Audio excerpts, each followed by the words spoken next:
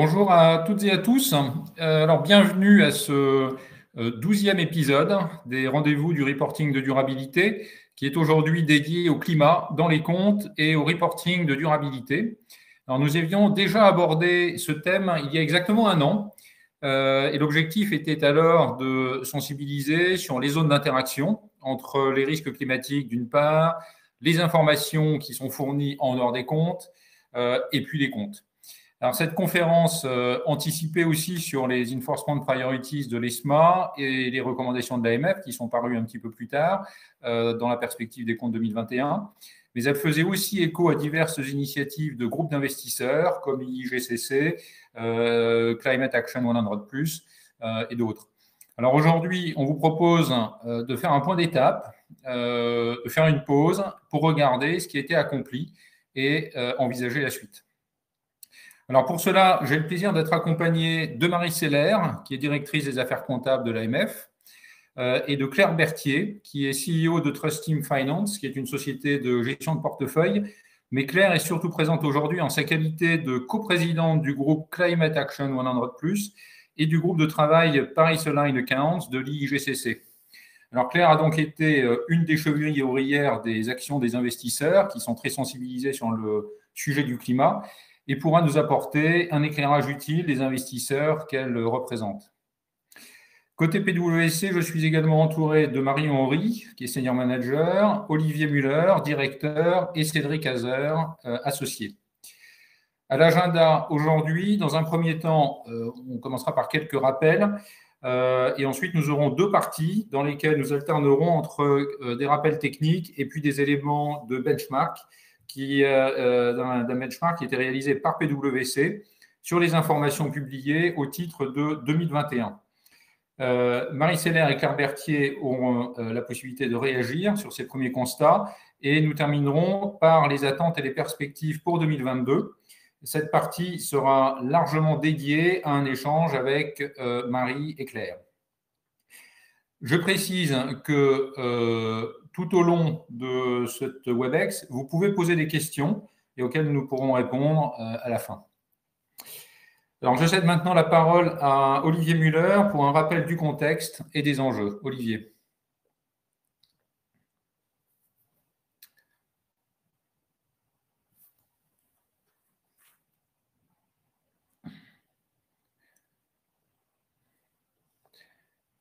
Alors, Olivier a un problème de micro. Donc, il faut effectivement trouver le bouton.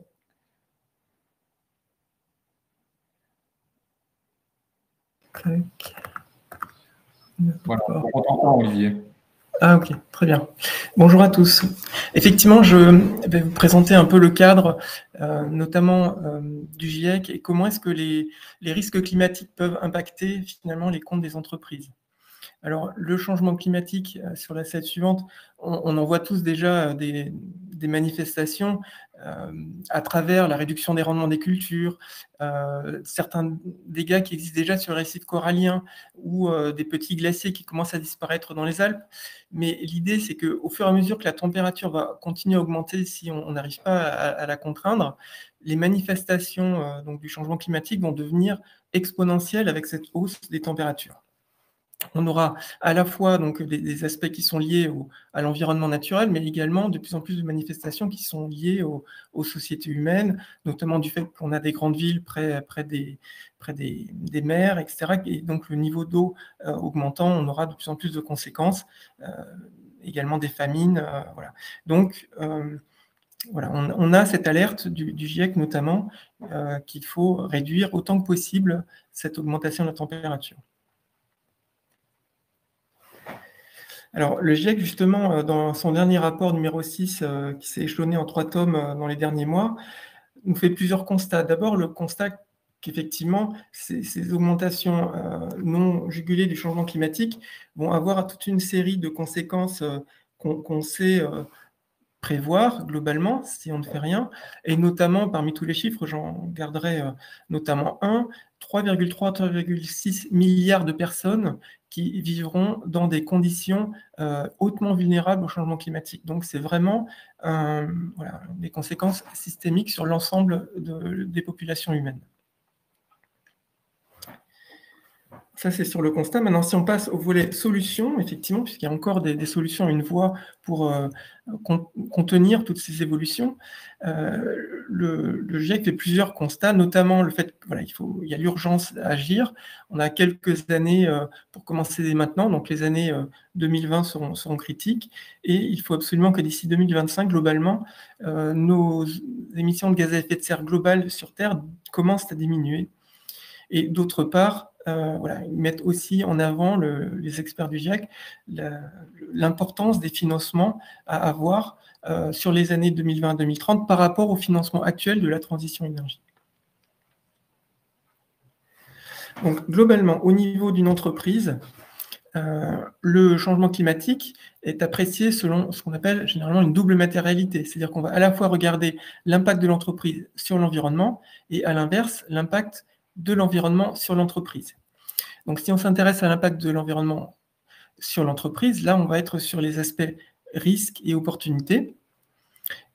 Et si on est plutôt sur l'impact de l'entreprise sur l'environnement, là, on parle d'impact, donc tous les aspects liés à la réduction des émissions de gaz à effet de serre, à la fois sur les activités propres de l'entreprise, donc c'est ce qu'on va appeler plus loin le scope 1, mais également sur les relations fournisseurs et les devenirs des produits de l'entreprise chez les clients. Donc, c'est tout ce qu'on appelle le scope 2 et le scope 3 des émissions de gaz à effet de serre. Donc, tout cela se traduit par un certain nombre de risques de transition. Donc, généralement, on classe en 4 catégories: les risques réglementaires, technologiques, de marché, de réputation, et des risques physiques qui sont soit chroniques, donc qui évoluent lentement sur des longues périodes, soit des risques plus soudains, comme les aléas qui sont à l'échelle de quelques jours ou de quelques heures. Donc, au total, sur le rapport annuel, donc il faut le reconcevoir comme étant à la fois la somme des états financiers, mais également le nouveau reporting de durabilité qui prend en compte ces deux aspects de la double matérialité.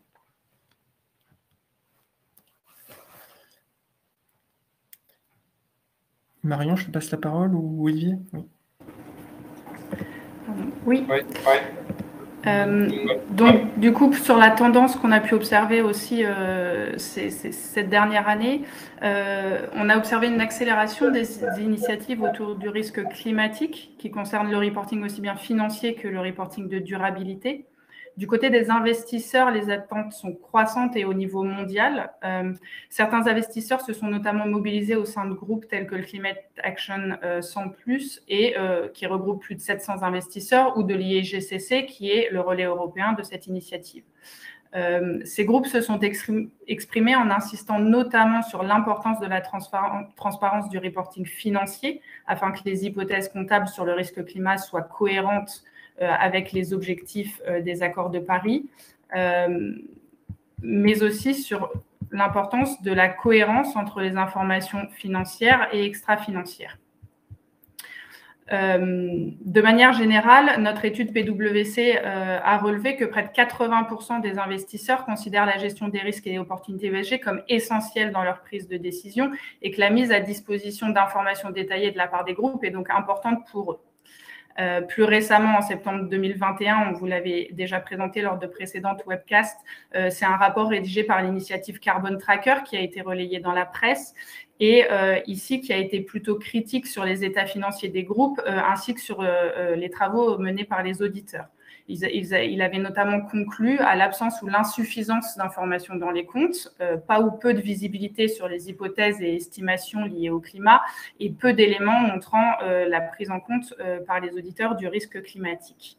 De leur côté, les régulateurs et normalisateurs ont également communiqué fin 2021 pour appuyer l'importance de la prise en compte des risques climatiques dans les états financiers, sans pour autant que les normes comptables ne changent, et ont placé ce point dans leurs priorités pour la clôture 2021. Enfin, peut-être très récemment, de nouveaux standards s'appliquant au reporting de durabilité ont été publiés au format d'exposure draft pour le moment, mais on constate de nouveau que les climate disclosures sont des premiers sur la liste pour l'ISSB et la SEC. Merci Marion, merci Olivier. Donc, du coup, maintenant, on va pouvoir passer à au deuxième volet. Et avant de passer à ce deuxième volet qui porte sur ensuite la dimension benchmark, Marion, donc est-ce que tu peux nous expliquer la méthodologie qui a été retenue pour la réalisation du benchmark? Oui, tout à fait. Donc, en fait, on a réalisé une analyse sur les publications annuelles 2021. On s'est basé sur 2 indicateurs que sont le CAC 40 et l'Eurostoxx 50 afin d'avoir un panel français, mais aussi une représentation européenne des groupes. Lors de notre analyse, on s'est concentré sur 3 axes qui sont l'impact du risque climat dans les états financiers, les impacts présentés aussi dans le reporting de durabilité et enfin la prise en compte par les commissaires aux comptes dans leur diligence annuelle. Donc, pour rappeler, le panel observé, du coup, concerne 70 groupes qui ont publié leur communication annuelle, leur rapport annuel, que ce soit sous forme d'URD ou de rapport annuel, et qui ont clôturé soit au 31 décembre 2021, soit au 30 janvier 2022. Ça permet de couvrir 11 pays, plus ou moins représentés du coup dans notre panel avec une forte majorité française évidemment, et de couvrir également toutes les industries, que ce soit les acteurs des marchés financiers ou toutes les industries et services de l'économie.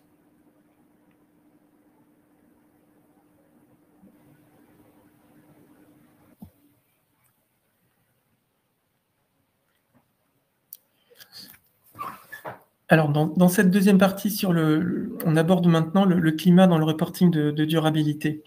Donc, premièrement, on va regarder la réglementation applicable, puisqu'effectivement, on a déjà, dans certains éléments réglementaires, la prise en compte les exigences en matière de climat. Notamment actuellement sur le périmètre européen, donc on a une directive, en France, on a des PEF et l'acronyme de la transposition de cette directive NFRD qui demande déjà explicitement à l'émetteur en fait, de parler en fait, de ses conséquences sur le changement climatique, de l'activité de la société et de l'usage des biens et services qu'elle produit. Donc on a déjà cette demande qui est formulée, donc qui parle de la situation actuelle. Néanmoins, on n'a pas actuellement d'injonction sur l'analyse de scénarios climatiques, donc vis-à-vis de notamment la résilience de l'entreprise vis-à-vis de ce qu'on a vu tout à l'heure sur les évolutions possibles du climat, et pas d'obligation d'en reporter. Ce qui viendra avec la CSRD, donc, qui sera applicable a priori à partir de 2025 au niveau européen. Donc ces textes-là concernent tout type d'entreprise, en tout type d'industrie, y compris les acteurs des marchés financiers. Le deuxième texte que nous avons retenu, la loi énergie-climat, concerne, elle, uniquement les acteurs des marchés financiers et elle prévoit effectivement que ces acteurs-là soient en mesure eux-mêmes de reporter sur l'impact qu'ils peuvent avoir et sur les risques que peuvent générer l'environnement sur un fonds, par exemple, ou sur de l'asset management. Et pour ça, ils ont besoin eux-mêmes, ces acteurs financiers, d'avoir des informations transmises par les émetteurs du secteur non financier, donc d'avoir une remontée d'informations au sein de leur propre déclaration et pour répondre eux-mêmes à leurs exigences de cette loi énergie-climat, notamment son article 29. Alors, un certain nombre de textes de loi actuels et futurs sont inspirés par ce qu'on appelle la TCFD, donc la Task Force on Climate Related Financial Disclosures, qui était un groupe de travail qui a été mené au sein d'un groupe d'appui au G20 en 2017 notamment, qui s'est traduit par un rapport qui a été très suivi par les États, mais également par un grand nombre d'entreprises qui se sont emparées du sujet pour justement préparer les évolutions réglementaires. Et de fait, cette TCFD donc, est maintenant considérée comme un pilier par de nombreuses démarches de normalisation, que ce soit au niveau européen dans les travaux de l'EFRAG, donc qui prépare la future CSRD, mais également au niveau américain par la SEC, en fait, se nourrit d'une partie des recommandations de la TCFD. Et voilà, et c'est également repris par un certain nombre de pays en Asie notamment. Notamment, voilà, les 4 piliers qui sont bien connus dans la TCFD concernent finalement comment opère l'entreprise en relation avec le changement climatique sur l'angle gouvernance, sur l'angle stratégie, gestion des risques et le reporting, les objectifs dont se dote l'entreprise. Au niveau de la gouvernance, il s'agira pour l'entreprise d'être capable de parler de comment est-ce que la direction de l'entreprise s'est emparée du sujet du changement climatique et est capable de l'intégrer dans son discours d'orientation générale de la stratégie et de la politique de l'entreprise. Au niveau de la stratégie, c'est comment est-ce que quand on articule la stratégie, quand on prend des grandes décisions de l'entreprise, on a bien intégré le changement climatique à sa juste place. La gestion des risques, là aussi, va considérer le changement climatique comme étant un facteur de risque comme un autre. Et donc, dans l'organisation, est-ce que l'entreprise a bien pris en compte ce changement climatique à sa juste mesure? Et concernant les objectifs, là aussi, l'entreprise peut déjà avoir d'un côté, effectivement, ce calcul d'impact et ses objectifs relatifs à la réduction de cet impact. Il s'agira également de prendre en compte des objectifs relatifs à la mesure et à la gestion, la maîtrise des risques climatiques.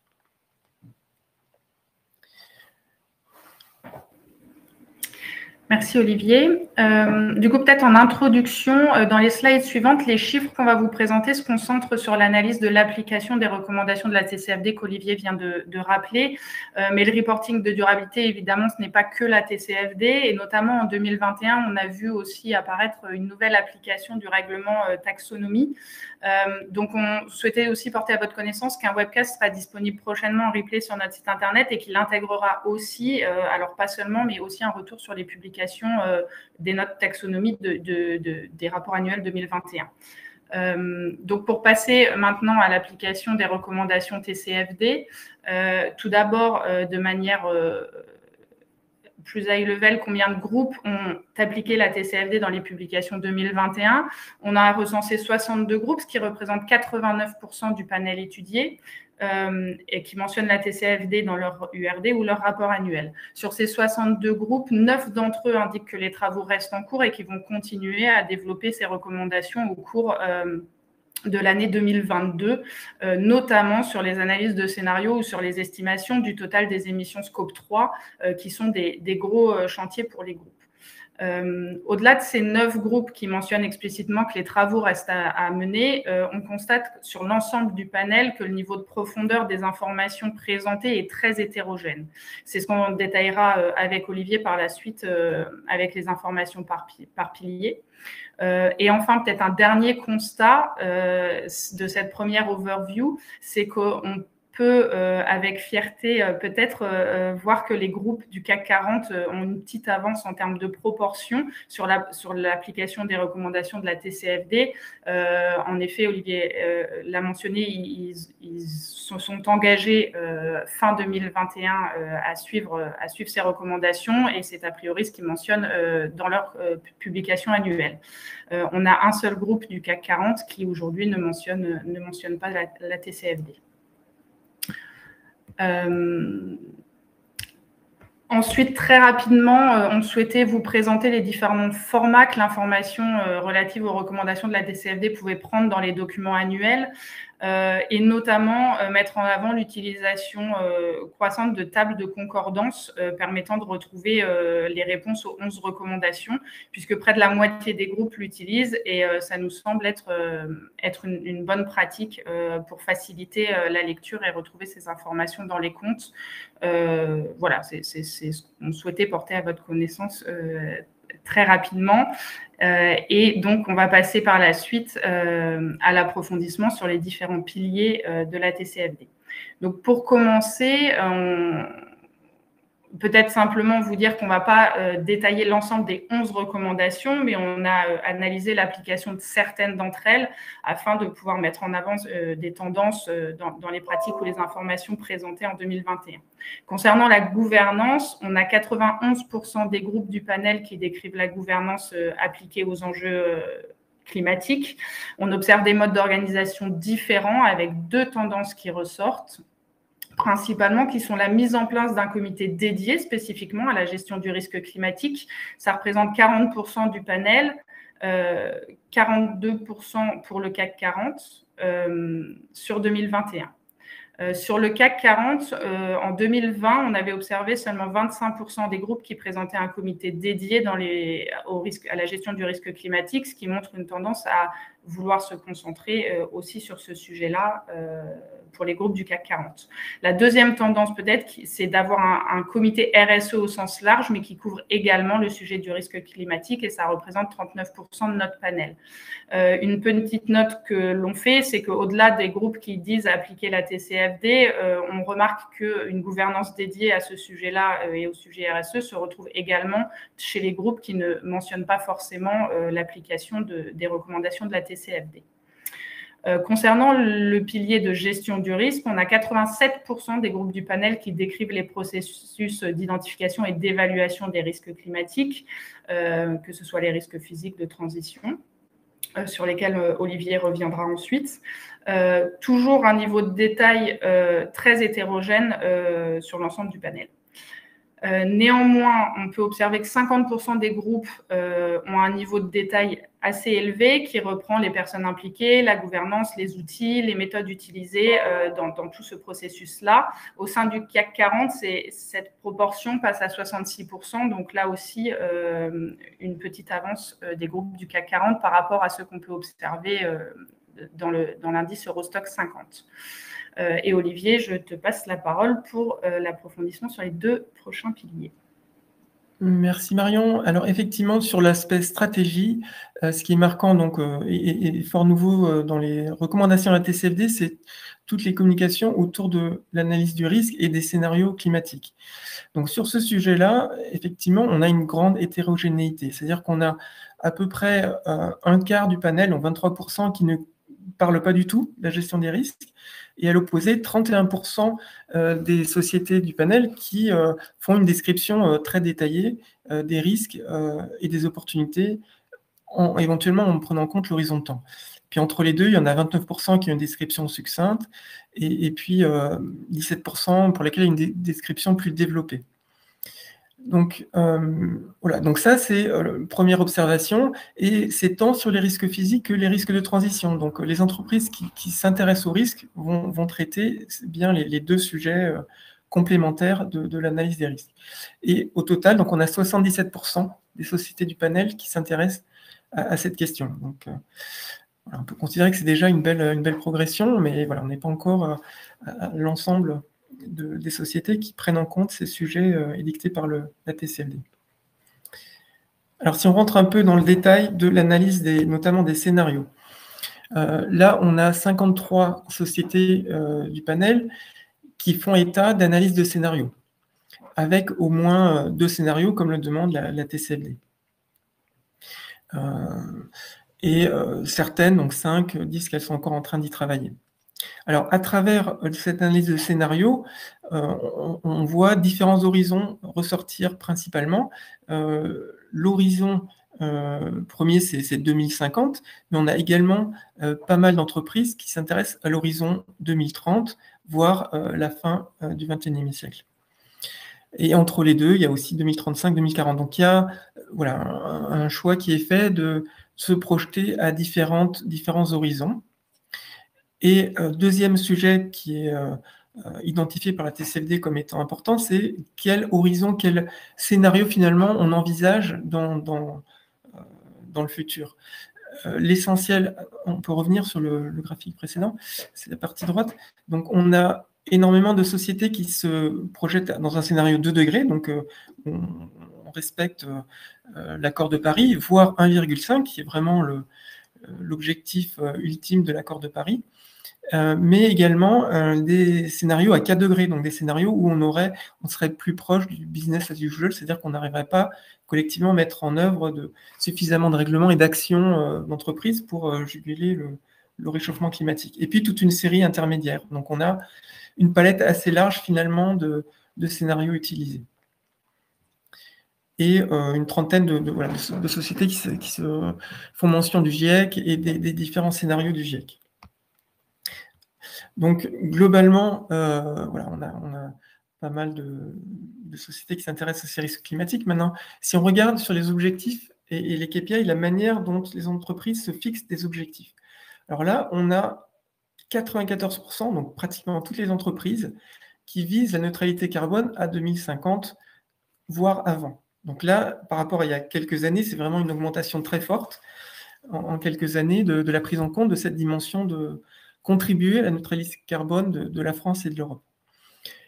80% font référence aux accords de Paris, 2/3 des entreprises font référence à l'initiative donc Science Based Target qui se charge en quelque sorte de descendre les objectifs des accords de Paris au niveau des entreprises. En termes d'horizon, donc l'essentiel des entreprises, enfin, la majorité sont à l'horizon 2050, mais certaines sont également à 2040, voire même avant 2030 ou plus tôt.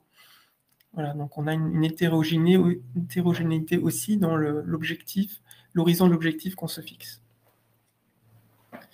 Alors maintenant, si on regarde en termes de reporting, est-ce qu'on prend en compte le scope 1, le scope 2 ou le scope 3 dont je parlais, donc 80% des entreprises, quand elles prennent en compte donc, ces objectifs, sont au moins sur scope 1 et scope 2.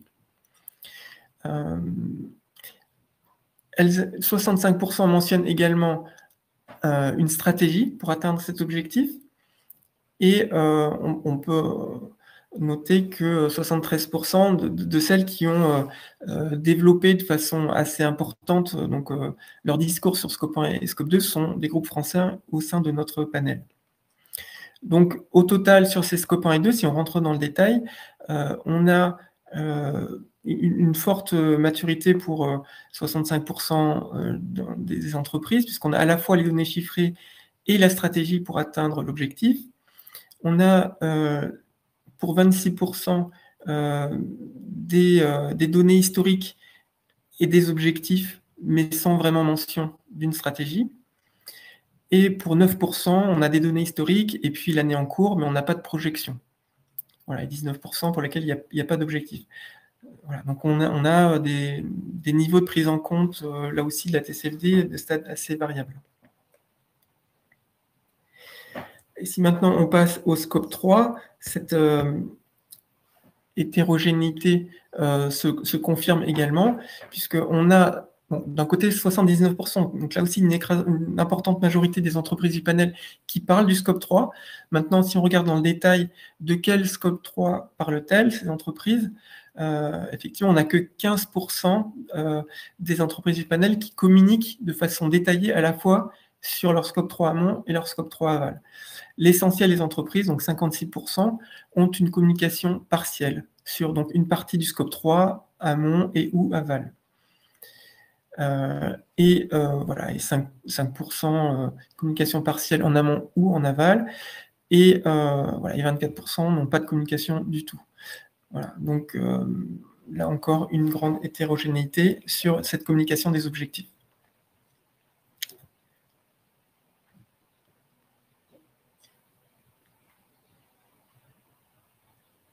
Merci beaucoup, Olivier. Alors maintenant, passons à cette deuxième et troisième partie concernant la prise en compte du risque climat dans les états financiers, cette fois. Alors, je pose la question de savoir quels sont les éléments des comptes qui peuvent être sensibles aux enjeux climatiques. Alors, sur la slide suivante, voilà, que vous voyez projeté à l'écran, nous vous rappelons un schéma qui est issu du rapport de la TCFD. Et vous pouvez voir de façon illustrée que la comptabilité sur la droite est le réceptacle de la stratégie climat des entreprises. Alors, bien entendu, chaque société n'est pas impactée de la même manière, selon le secteur d'activité, la localisation des actifs ou encore la nature et l'ampleur des risques et opportunités. Mais malgré tout, toutes les entreprises sont potentiellement impactées et un lien important existe entre l'information qui est présentée en dehors des comptes et l'information financière.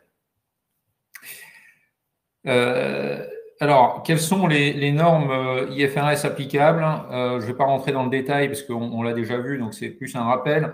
Un rappel d'ailleurs qui a été fait par l'IASB en novembre 2020 à travers un Educational Material sur les impacts du climat dans les états financiers. Le point à retenir est que même si les normes IFRS existantes ne mentionnent pas de manière explicite les enjeux liés au climat, un certain nombre de dispositions doivent être prises en compte, et notamment quand l'impact de ces enjeux est significatif quand on regarde les états financiers dans leur ensemble. Le document de l'IASB liste à titre illustratif un certain nombre de dispositions qui peuvent s'appliquer aux groupes en fonction de leur situation spécifique. Une autre instance internationale, qui est la CDSB, la Climate Disclosure Standards Board, a publié en 2020 également des recommandations pour la prise en compte du risque climat dans les comptes. Et ces recommandations étaient principalement ciblées sur les tests de dépréciation, les sujets des immobilisations corporelles et les provisions. Ce sujet est également une priorité côté régulateur. Fin octobre, l'AMF et l'ESMA ont publié leurs recommandations pour l'arrêté des comptes 2021 et une bonne partie était consacrée aux enjeux climatiques dans les états financiers. Et de son côté, la SEC avait également publié en septembre 2021 un exemple de lettre de commentaires qu'elle comptait adresser aux émetteurs sur les effets du changement climatique.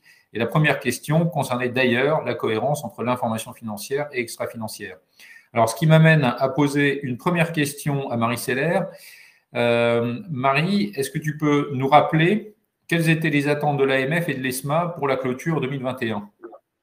Oui, bonjour à tous, bonjour Olivier. Comme tu viens de le dire, c'était effectivement le thème central des recommandations AMF et ESMA de l'année dernière. Sans rappeler bien sûr tout ce qu'on avait dit, je pense que ce qu'on disait notamment, c'était qu'il était vraiment important de mettre en œuvre tous les travaux nécessaires pour pouvoir finalement identifier les risques qu'il pouvait y avoir liés au climat et finalement aussi les impacts liés aux engagements qu'avaient pu prendre les entreprises.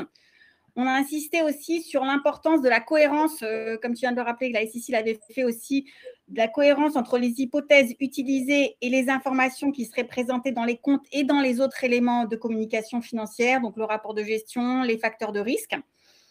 Et on mentionnait également finalement l'importance de présenter dans les comptes tout ce qui était les jugements spécifiques et les hypothèses qui avaient pu être utilisées, en expliquant finalement aussi pourquoi, dans certains cas, des engagements, par exemple, n'avaient pas d'impact sur les états financiers, alors qu'un lecteur aurait pu s'attendre à ce qu'il y ait des impacts.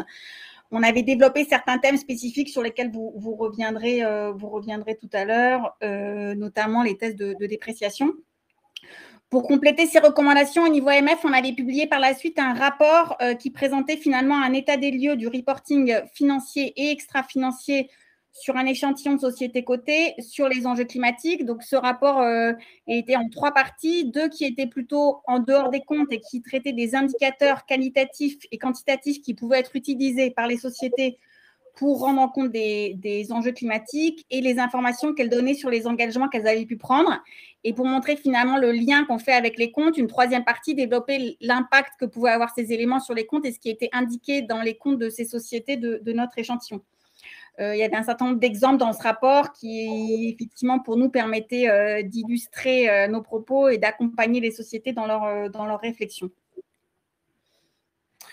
Merci Marie. Alors, je vais me permettre de poser la même question à Claire, mais côté investisseurs. Quelles étaient, Claire, vos attentes pour 2021 ? Eh bien, nos attentes pour 2021 étaient finalement assez proches de celles de l'AMF. On ne demandait pas de nouvelles normes, mais bien l'application des normes actuelles, et en particulier de mieux comprendre comment est-ce que ces engagements net zéro se reflétaient dans les comptes. Et donc, pour avoir l'information suffisante pour pouvoir orienter notre capital en alignement avec l'accord de Paris. Donc, plus spécifiquement, suite à l'Investor Expectation qui avait été sorti par IGCC en 2020, on a toujours les 5 mêmes demandes du côté émetteur pour les administrateurs, c'est-à-dire affirmer que les objectifs de l'accord de Paris sont bien pris en compte dans l'élaboration des comptes. 2, ajuster les hypothèses et les estimations critiques en fonction de cette volonté. Ensuite, publier l'analyse de sensibilité, calculer la résilience ou tester la résilience des dividendes face à ces hypothèses et revenir sur la cohérence entre le narratif, la stratégie, ce qui est énoncé d'un côté, et les comptes de l'autre. Du côté auditeur, on a 4 demandes qui sont 1, la prise en compte des risques climatiques dans les Key Audit Matters, 2, donner un avis sur l'alignement avec l'accord de Paris, donc confirmer ou infirmer le fait que les comptes ont été préparés avec une trajectoire alignée avec le net zéro 2050. 3, la cohérence, on y revient toujours. Et enfin, le test sur la résilience des dividendes. Donc, plus spécifiquement pour 2021, ce que je voulais aussi ajouter, c'est que ces indicateurs qui étaient jusque-là simplement des demandes de la part d'investisseurs qui représentent quand même près de 3 trilliards de dollars sous gestion, ont été intégrés dans le Climate Action 100+ benchmark en tant qu'un indicateur en tant que soi et envoyés donc aux 166 sociétés les plus émettrices dans le monde. Merci Claire. Alors maintenant, après ces rappels et l'expression, le rappel aussi de l'expression des attentes, observons ce qui a été fait en 2021. Marion, je te repasse la parole. Merci Olivier. Donc pour commencer, on vous propose une synthèse des éléments qu'on a pu observer dans les états financiers consolidés des groupes de notre panel. Donc je le rappelle, notre panel il est composé de 70 groupes du CAC 40 et de l'Eurostoxx 50 qui ont clôturé les comptes entre décembre 2021 et janvier 2022. De manière générale, et tous sujets comptables et financiers confondus, on a 74% des groupes du panel qui ont présenté une information relative à l'environnement, qui inclut notamment la prise en compte de risques climatiques, des objectifs de réduction des émissions de CO2, la présentation de quotas de CO2 ou encore la conformité à certaines obligations gouvernementales. Ça représente déjà une forte amélioration par rapport à 2020 où on retrouvait uniquement 32% des groupes qui présentaient une information au sein de leurs états financiers consolidés. Sur la partie droite de la slide, on vous présente un récapitulatif par sujet. Je ne vous le détaille pas tout de suite parce qu'on va y revenir dans la suite de la présentation. Donc sur la slide suivante, on souhaitait également comparer les progressions et les proportions des groupes qui présentaient des impacts du risque climatique dans leurs comptes par indice boursier, ce qui permet aussi grosso modo de faire une comparaison entre les groupes français et européens. On constate donc que sur les deux indicateurs, le nombre de groupes qui présentent des informations a doublé entre 2020 et 2021. Et en proportion, on arrive à 87% des groupes du CAC 40 contre 58% des groupes de l'Eurostoxx 50, lorsqu'on exclut évidemment les groupes du CAC 40 qui sont dans les deux indices. Par ailleurs, si on regarde les détails qui sont donnés sous nos cercles, on constate que sur les informations relatives aux quotas de CO2, il y a relativement peu de progression. Elles étaient déjà présentes l'an dernier. En revanche, sur l'ensemble des autres axes analysés, on retrouve bien de plus nombreux groupes en 2021 qui ont fait l'effort de présenter des informations, que ce soit de manière générale sur l'impact dans les comptes ou plus spécifiquement sur leur prise en compte dans les dépréciations des actifs ou la revue des durées de vie.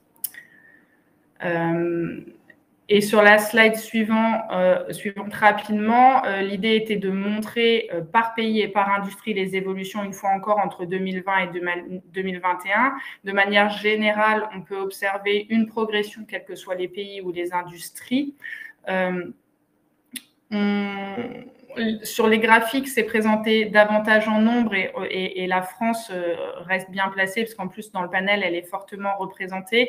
Au contraire, on voit des 100% en proportion, mais parce que ce sont des pays qui sont peut-être plus faiblement représentés dans le panel. Grosso modo, ce qu'on peut dire quand même, c'est qu'on a 88% des groupes français du coup, qui présentent une information en 2021 contre, si on regarde d'autres pays plutôt bien représentés dans notre panel, 56 ou 57% pour respectivement les Allemands ou les Néerlandais, ce qui une fois encore place la France comme relativement bon élève dans cet exercice-là.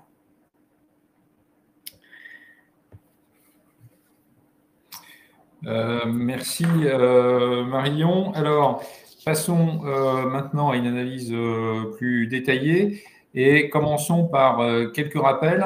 En premier lieu, le sujet qui concerne l'impact général sur les états financiers et notamment l'application de la norme IS1 en lien avec les sources d'incertitude relatives aux estimations.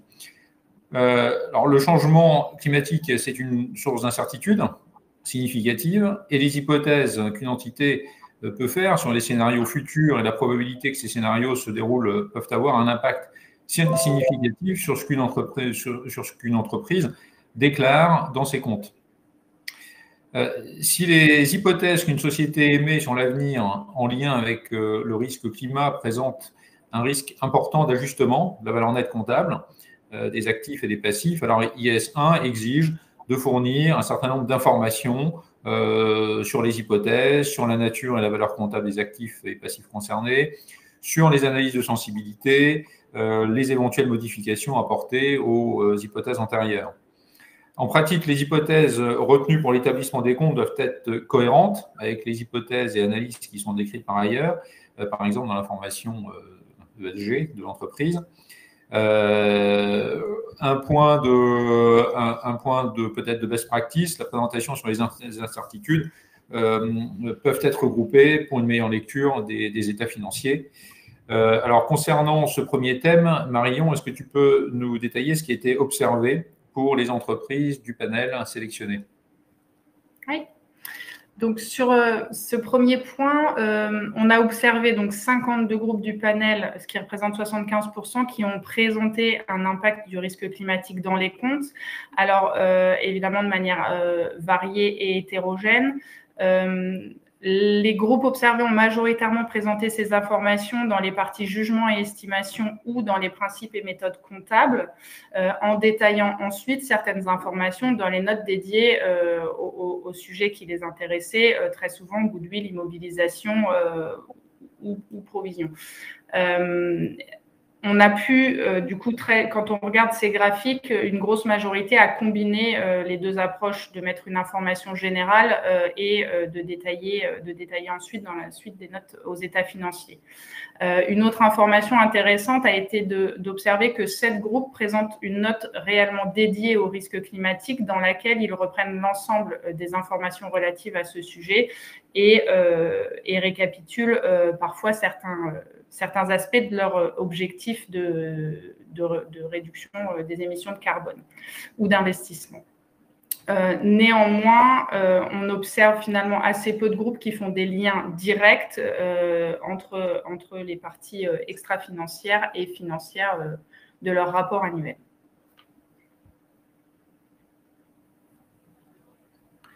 Alors, on peut passer maintenant à la partie quota de CO2. Ce sujet n'est pas spécifiquement abordé par les normes IFRS. En France, on peut se référer au règlement ANC 2012-03 sur la comptabilisation des quotas d'émissions à effet de serre. Et de fait, en normes IFRS, en l'absence de référentiel précis, un effort de transparence est d'autant plus important qui visera à mentionner à la fois les principes et méthodes suivies, les montants et impacts financiers en jeu et les potentiels risques identifiés. Alors, Marion, qu'as-tu observé en la matière ? Donc, ce qu'on observe sur les quotas de CO2, c'est que 13 groupes du panel ont présenté une information relative à ces quotas de CO2. 92% présentent la méthode comptable qu'ils utilisent avec, du coup, comme on le répète depuis le début de cette présentation, une hétérogénéité dans le niveau d'information donnée. Si on s'intéresse au classement comptable choisi, finalement, entre stock ou il n'y a pas une grosse tendance qui s'en dégage. Néanmoins, on peut parfois observer un modèle mixte dès lors que les quotas de CO2 sont utilisés à différentes utilités, qu'ils soient pour un aspect réglementaire ou pour du trading, ou dans ce cas, ils sont davantage en stock. Sur la partie quel type d'informations sont présentées, est-ce qu'on a plutôt des informations qualitatives ou quantitatives? Là, de la même manière,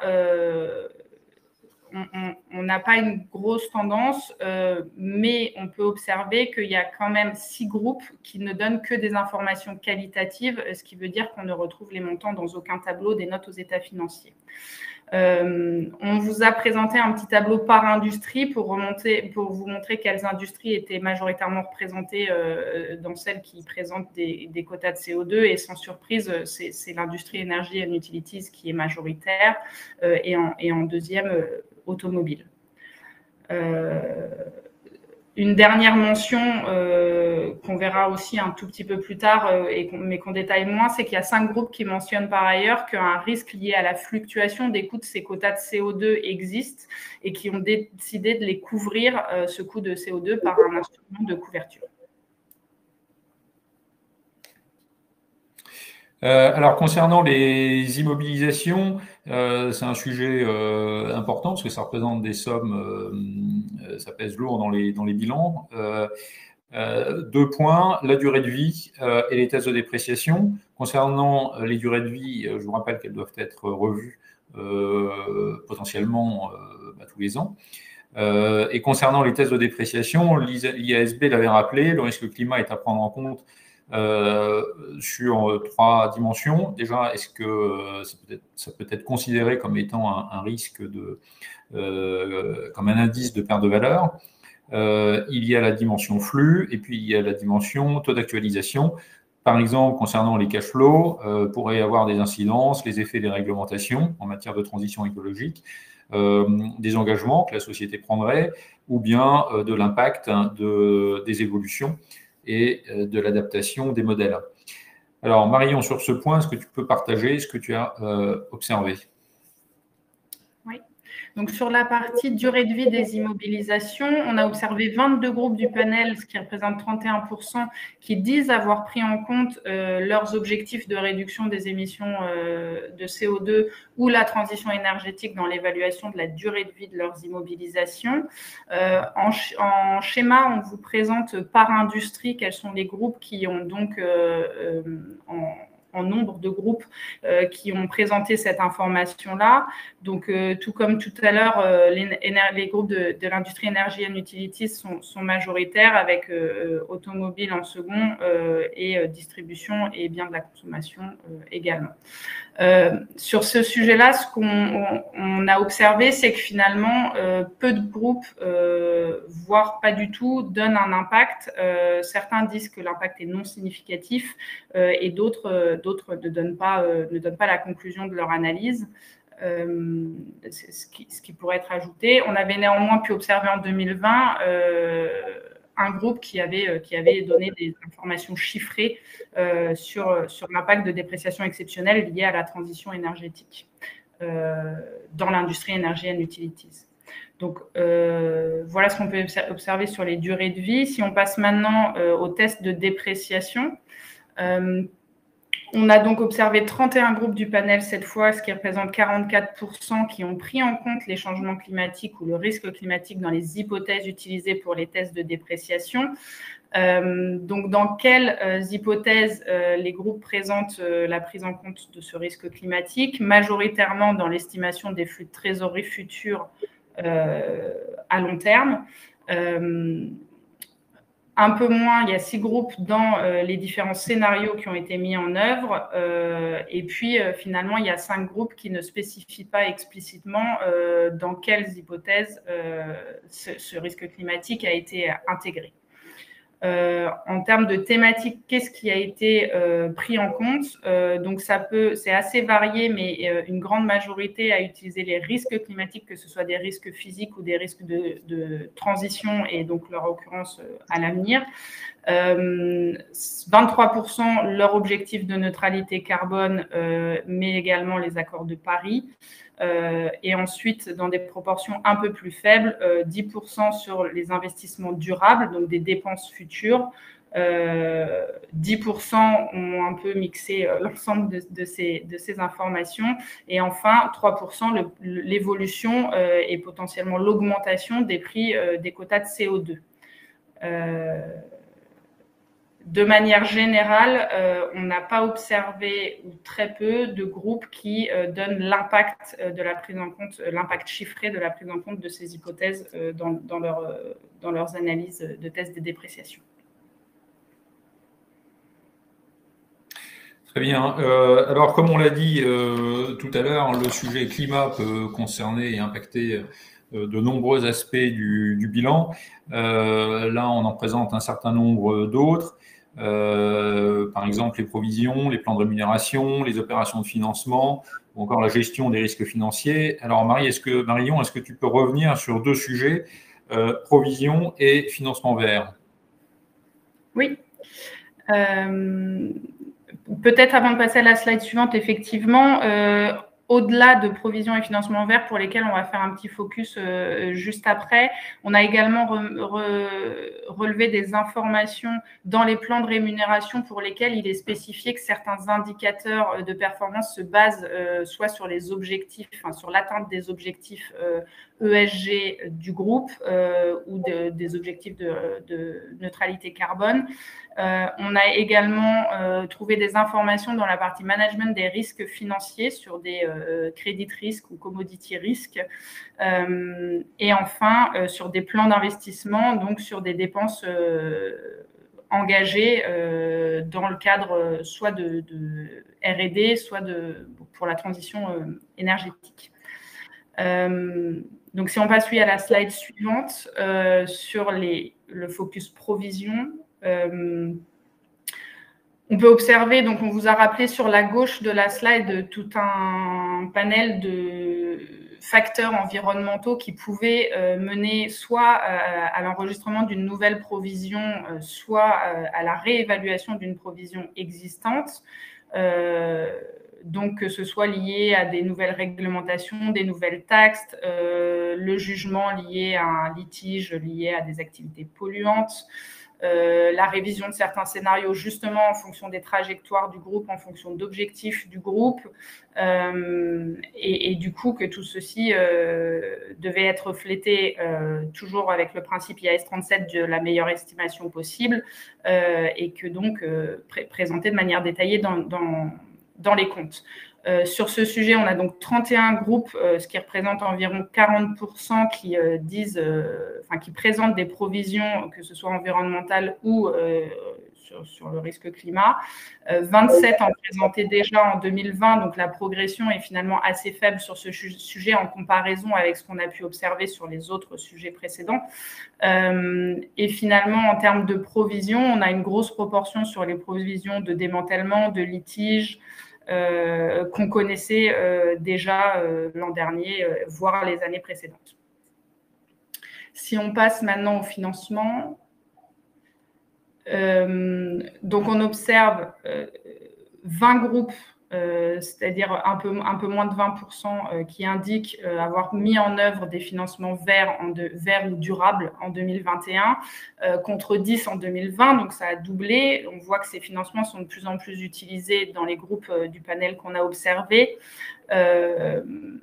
En termes de type de financement, finalement, les instruments sont très variés. Là, on vous a recensé ceux qu'on a pu observer, avec une majorité qui sont des Sustainability Linked Bonds ou Revolving Credit Facility, les Green Bonds qu'on connaît bien aussi, mais on a pu observer également des Green Bonds liés à l'innovation ou d'autres financements.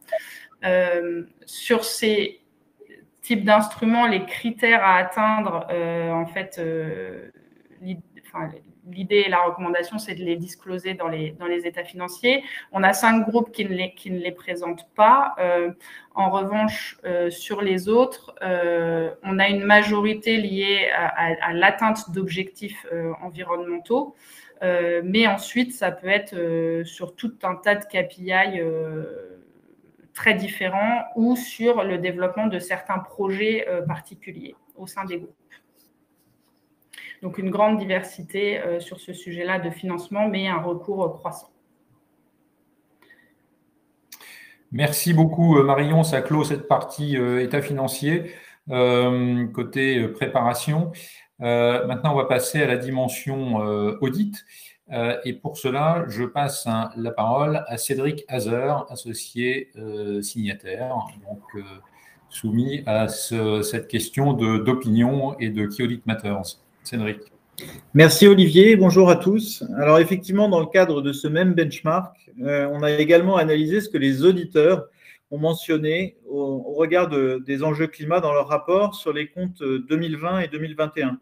Vous savez, le rôle des auditeurs et leur diligence sur le sujet sont une attente des parties prenantes et en particulier les investisseurs et les autorités de marché. Il nous a semblé utile de regarder sur ce sujet aussi quelle était la dynamique observable. Alors concrètement, l'auditeur, il est susceptible d'intervenir à plusieurs moments de son audit et à plusieurs niveaux sur ce sujet. D'abord au moment de définir son approche, et c'est un moment clé, c'est un moment important, se poser les bonnes questions, mener les bonnes analyses pour identifier si et comment il doit prendre en compte l'enjeu climatique dans ses travaux. Alors, je vais donner l'exemple de PwC, que je connais le mieux. Chez nous, on a sensibilisé, formé toutes nos équipes d'audit partout dans le monde à ce sujet et on a intégré ce qu'on appelle une étape de travail dans nos approches, c'est-à-dire une étape qui oblige l'ensemble des équipes à se poser la question de savoir si le risque climat doit être intégré comme un risque important et doit être traité en tant que tel dans le cadre des travaux d'audit. Et cette approche, elle est systématiquement revue au plus haut niveau des équipes, donc par les associés, lors de la construction de l'approche d'audit.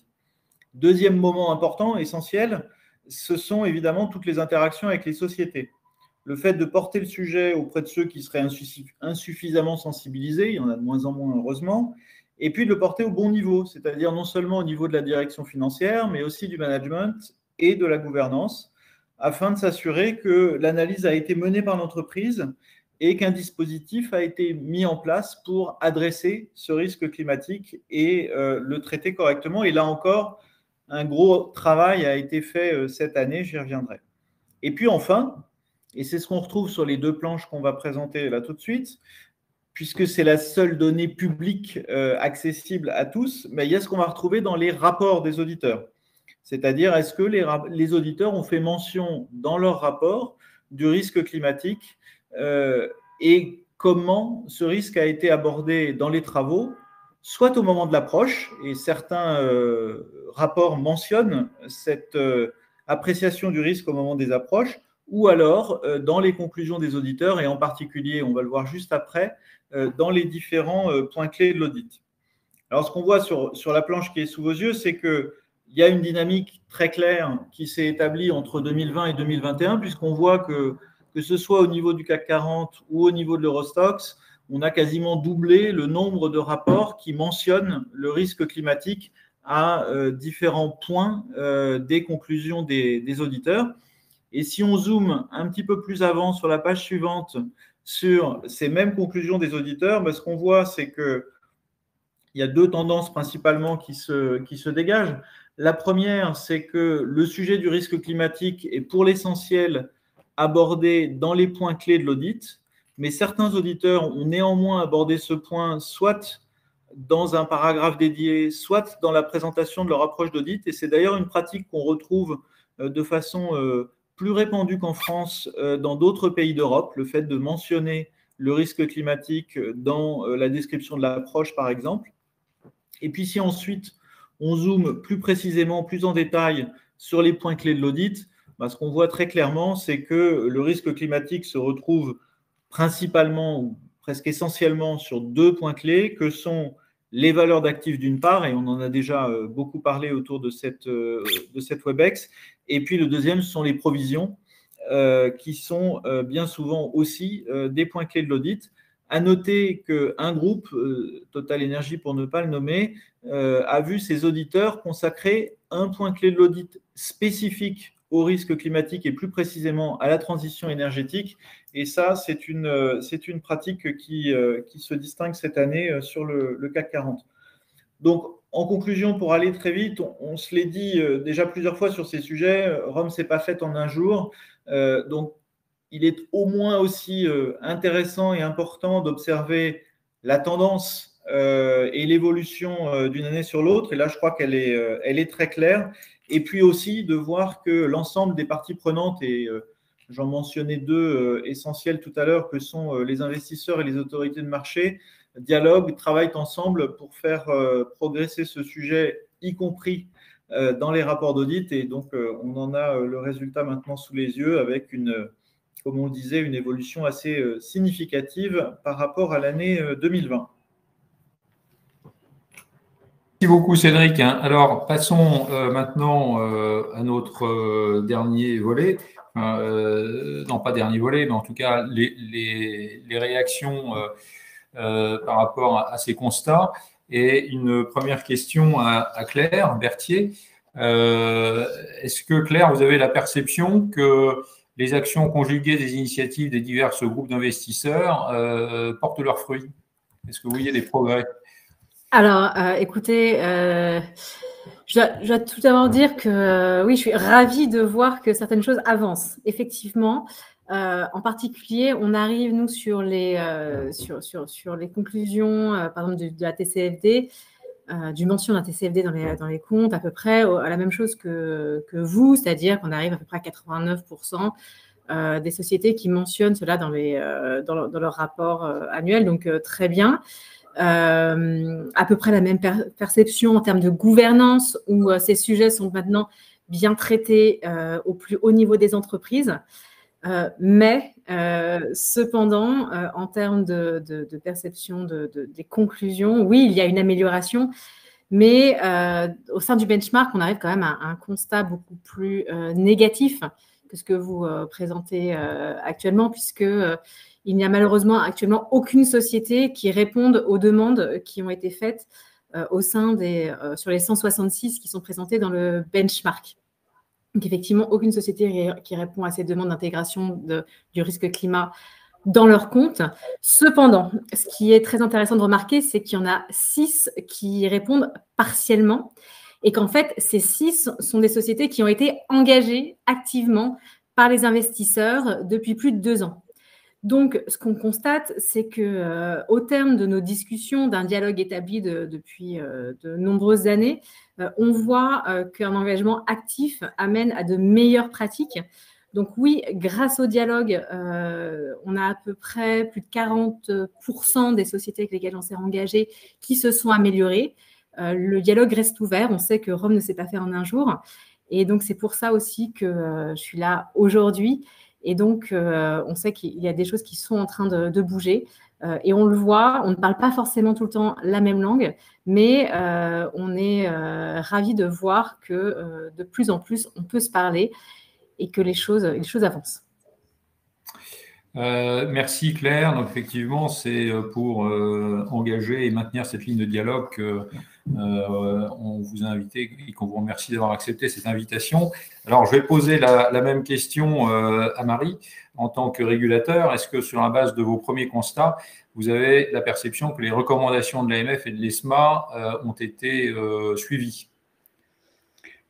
Après, effectivement, nous aussi, c'est un sujet qu'on est en train de regarder dans le cadre de nos revues, où bien sûr, un certain nombre de nos revues, l'approche par les risques qu'on a, on fait qu'on a choisi un certain nombre de sociétés qui étaient particulièrement exposées à ces sujets, où on essaie de comprendre, bien sûr, l'information qui a été donnée, mais au-delà de ça, les analyses qui ont pu être faites et les réflexions qu'ont pu avoir les sociétés. On se félicite aussi du benchmark qui a été montré, où on voit que finalement, il y a quand même eu une avancée. Ce qu'on avait toujours dit en tant que régulateur, c'est que c'était une première étape l'année dernière, qu'il fallait engager les réflexions, mais qu'elles prendraient du temps. Donc, je pense qu'effectivement, cette première étape a eu lieu. Il y a un début de choses qui ont été données dans les annexes. On se félicite aussi, bien sûr, que les sociétés françaises soient peut-être plus en avance que les autres sociétés européennes, où ça, je pense qu'on peut s'en féliciter et on peut considérer que c'est une bonne chose. Le fait que les sociétés, effectivement, pour beaucoup, mentionnent le sujet et indiquent qu'elles l'ont pris en compte. Donc ça nous semble important. Et effectivement, qui était une demande forte des investisseurs d'être déjà sûrs, en fait, que c'était pris en compte dans la manière dont ils faisaient leur compte. Après, c'est vrai qu'on reste un peu sur sa faim, ou des fois, au-delà de ça, il y a quand même toujours une hétérogénéité très grande qui peut bien sûr s'expliquer par des localisations, des secteurs, etc., mais qu'on ne comprend pas toujours. Et effectivement, souvent, des explications qui peut-être ne rentrent pas tellement en profondeur sur le détail des hypothèses qui ont pu être prises, les sensibilités et les sujets développés, où on parle beaucoup des tests de dépréciation, mais on peut et des durées de vie des immobilisations. On peut se dire qu'il y a aussi d'autres choses. Donc, pour conclure, je pense que c'est une première étape, mais effectivement, les choses vont continuer à avancer. Et comme l'a dit Claire, je pense qu'effectivement, c'est un dialogue entre les sociétés, les auditeurs, les régulateurs, les investisseurs qui va permettre au sujet finalement de continuer à avancer. Merci Marie. Donc, ça fait la jonction avec notre dernière partie sur les perspectives, les recommandations pour la suite. Alors, avant de vous repasser la parole, Marie et Claire, je voulais attirer votre attention sur un projet de réglementation qui a été publié par l'ICC, qui est le régulateur boursier américain, et qui concerne le climat. Les propositions portent tant sur les informations à fournir en dehors des comptes que dans les comptes, et concernera tant les entreprises américaines que les sociétés étrangères, donc y compris les sociétés françaises lorsqu'elles sont cotées aux États-Unis. Alors pour la France, cela représente une très petite minorité d'entreprises, mais ce qui est intéressant, c'est de regarder les propositions qui sont faites par la ICC et qui sont considérées comme étant compatibles avec les IFRS en matière pour la partie compte.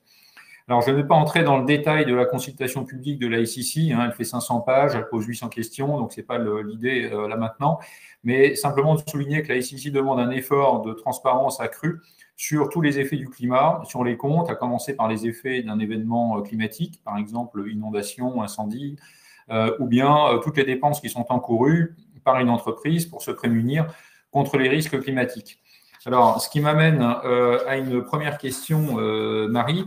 Est-ce que, dans quelle mesure les propositions qui sont faites par la ICC au regard de ce qui est attendu dans les comptes vous semblent-elles complémentaires à celles exprimées par l'ESMA? Après, c'est vrai que forcément, la proposition de la SEC pose question. La SEC propose de mettre des choses dans les comptes qui sont bien sûr demandées en Europe, mais plutôt en dehors des comptes. C'est des sujets sur lesquels, effectivement, c'est des propositions. Donc, on n'est pas encore sur des textes définitifs. Donc, effectivement, il faudra que tout le monde en tire les conséquences et réfléchisse sur ce sujet, mais je pense que c'est prématuré. Et c'est vrai que de manière plus large, nous, ce qu'on se dit d'un point de vue des comptes, c'est que toute la normalisation qu'il y a autour de ces sujets RSE, finalement, à un moment, va certainement entraîner aussi des réflexions nécessaires dans les comptes sur des sujets, par exemple, quelle est l'information sectorielle qu'il faut donner, s'il y a des désagrégations complémentaires à donner au-delà des impacts. Donc, c'est encore très tôt, je pense, parce qu'on est sur des textes en exposure draft, donc en fait encore en consultation et qui ne rentrent pas en vigueur, mais qui forcément, à un moment, feront se poser des nouvelles questions, j'ai envie de dire, sur les comptes. Merci Marie. Alors Claire, je voulais revenir sur un point dont je sais que vous y êtes particulièrement attaché, c'est la question de l'utilisation des scénarios à 1,5 degré. En quoi est-ce qu'il est critique ce scénario pour les investisseurs et le lien entre les actions entreprises par les préparateurs, les entreprises, et puis la façon dont les comptes sont préparés? Je pense qu'il faut garder en tête qu'en tant qu'investisseurs, nous avons nous aussi pris des engagements et que ces engagements portent la plupart du temps sur des scénarios 1,5 degré. Donc, c'est aussi dans ce cadre qu'en tant qu'investisseur, puisque nous-mêmes, nous voulons être alignés avec un scénario 1,5 degré, on demande aux sociétés dans lesquelles nous sommes investis d'avoir cet alignement. Donc, par effet de transparisation, ça arrive jusqu'aux entreprises et aux auditeurs. En ce qui concerne, pour faire une petite précision par rapport à ce qui était demandé à la SEC sur des impacts d'un scénario plus 2, plus 3 degrés, je pense qu'il faut là aussi reprendre, bien distinguer deux choses. D'une part, l'appréciation des risques physiques ou climatiques qui vont demander une adaptation. Et donc là-dessus, il est pour nous très intéressant de voir quelles sont les conséquences, y compris sur les comptes, d'un scénario à 2, 3 ou plus sur les comptes. Mais là, on parle bien d'un risque physique et de risque d'adaptation. Ce qui n'est pas la même chose que lorsque nous demandons les conséquences des risques de transition et où là, sur les risques de transition, évidemment, on va essayer de chercher des scénarios qui vont être sous les 2 degrés et le plus possible à 1,5 degré, puisqu'il s'agit là de tester des hypothèses qui seront beaucoup plus exigeantes, puisque, par exemple, rappelons que dans un scénario 1,5 degré, sur des majors de oil and gas, il ne faut plus de nouveaux développements, de nouveaux champs. où le prix du carbone n'est plus à 150 ou 200 euros, mais bien au-delà des 250 euros. Merci Claire, c'est très clair. Alors, Marie, une autre question pour toi, puisque tu as indiqué que vous étiez un petit peu en phase d'analyse. Quel est le programme de travail de l'AMF et de l'ESMA pour 2022 ? Après, ça ne surprendra personne. Effectivement, les travaux au niveau de l'ESMA et de l'AMF continuent sur ce sujet. L'ESMA a créé un groupe de travail ad hoc, finalement, pour échanger entre régulateurs sur ce qu'on peut voir comme pratique, les cas ou les difficultés que chacun pourrait rencontrer et effectivement essayer d'avoir une homogénéité dans la manière dont les régulateurs abordent ces sujets et une homogénéité aussi dans l'information qui pourrait être donnée à terme par les sociétés. Donc, c'est un travail, nous, de coordination qui nous semble très important parce que c'est un sujet évolutif, complexe. Donc, il nous semble que finalement, c'est important que tous ces régulateurs travaillent ensemble. Donc, on y est extrêmement favorable. C'est encore un peu tôt, mais comme vous pouvez aussi vous en douter, ça sera a priori un sujet des recommandations de fin d'année 2022 également. Il est trop tôt pour dire sur quel sujet exactement on portera notre attention, mais ça fera forcément, à mon sens, partie des sujets de recommandation, tant au niveau AMF que ESMA. Un certain nombre de régulateurs font aussi des études un peu plus spécifiques de ce qui peut être fait dans leur pays. Donc, nous, c'est notamment le cas en France. On va regarder de nouveau sur un échantillon, un peu comme ce qui a été présenté tout à l'heure par Marion, sur un échantillon de société, sur certains éléments, ce qui a pu être donné comme information, pour effectivement aider aussi à cibler les recommandations qu'on pourrait avoir et les sujets sur lesquels on voudrait attirer l'attention des lecteurs, des préparateurs. Très bien, merci Marie. Donc, c'est un travail continu. Alors là, les entreprises vont se mettre en route, ont peut-être déjà démarré à se mettre en route pour la préparation des comptes semestriels, 30 juin. Est-ce que vous avez des recommandations spécifiques autres que celles que vous auriez déjà publiées l'année dernière ?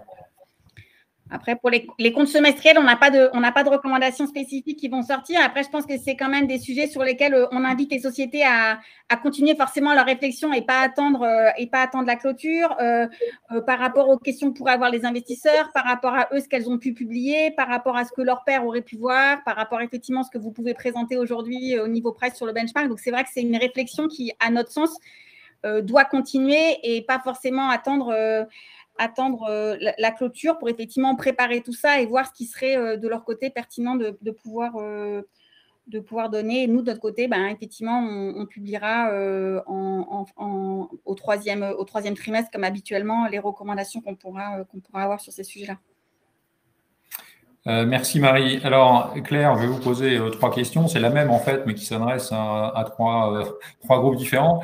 Vos attentes et vos recommandations vis-à-vis des préparateurs, pour commencer, vis-à-vis des auditeurs, et puis, puisque Marie Seller est là, vis-à-vis des régulateurs. Donc, commençons par vos attentes et recommandations vis-à-vis des préparateurs. Vous l'avez déjà un petit peu dit, mais est-ce qu'on peut en refaire une synthèse à ce stade ? Eh bien, par rapport aux préparateurs, comme je l'ai déjà mentionné, ce qui se passe, c'est qu'on a intégré donc, dans le Climate Action Benchmark l'indicateur lié au compte.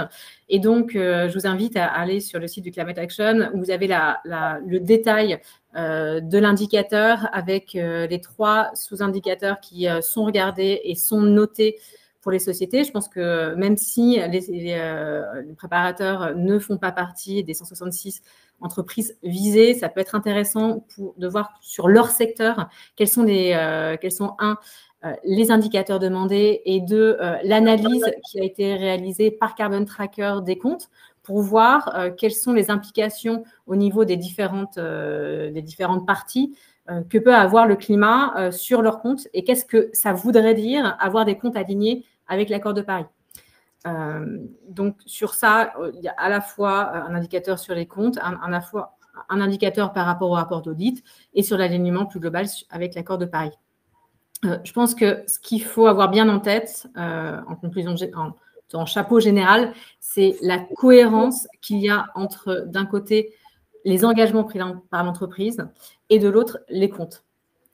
Sur les recommandations pour les auditeurs, de même, puisque en tant qu'auditeur, on note également le rapport d'audit. Et donc, il y a un certain nombre de demandes qui sont faites aux auditeurs qui ne changeront pas cette année. Et donc, c'est bien faire mention dans les Key Audit Matters des hypothèses qui ont été testées, des différents scénarios, mais également pour rassurer sur le fait que le type d'hypothèse qui a été testé et pourquoi est-ce qu'éventuellement il n'y aurait pas d'impact matériel sur les comptes. Parce qu'effectivement, ce n'est pas la même chose de tester des comptes sur un scénario 1,5 degré que de tester sur un scénario 3 degrés. Quant au régulateur, je pense qu'on peut vraiment saluer le travail qui est fait par l'AMF parce qu'on le voit bien par votre benchmark, il y a de réelles améliorations qui ont été faites cette année et je pense que c'est très largement dû à la régulation et au travail de pédagogie et les demandes qui ont été faites par le régulateur. Donc, encore une fois, bravo. On continue évidemment à avoir une politique très pédagogique envers les régulateurs européens. Également, il y a tout un travail qui est réalisé avec la FCA au UK, la SEC. Mais je pense que plus largement, on ne demande pas forcément, encore une fois, nous, de nouvelles normes. Et on pense qu'au sein des normes actuelles, il y a suffisamment de place et d'espace pour pouvoir discloser et donner plus de détails sur les hypothèses et sur la façon dont le climat est pris en compte pour être aligné avec l'accord de Paris. Très bien, merci Claire. Tu vois, Marie, tu as bien fait de venir. Donc, ça clôt, on va rester sur ces derniers mots, ça clôt cette présentation. Je ne veux pas, par une conclusion, altérer tous les propos que vous avez et les recommandations que vous avez exprimées. Ce que je note, c'est qu'on est dans une dynamique de progrès. Pour reprendre ce qui a été dit à plusieurs reprises, Rome ne s'est pas construite en un jour et je pense que les choses sont sur la bonne pente. Donc, continuons le dialogue et nos efforts. On va passer maintenant à notre séance de questions-réponses. Il y a déjà alors une question de vocabulaire, on va la traiter tout de suite. Une question qui a été posée sur qu'est-ce que c'est que les risques physiques. Olivier, est-ce que tu veux répondre à cette question?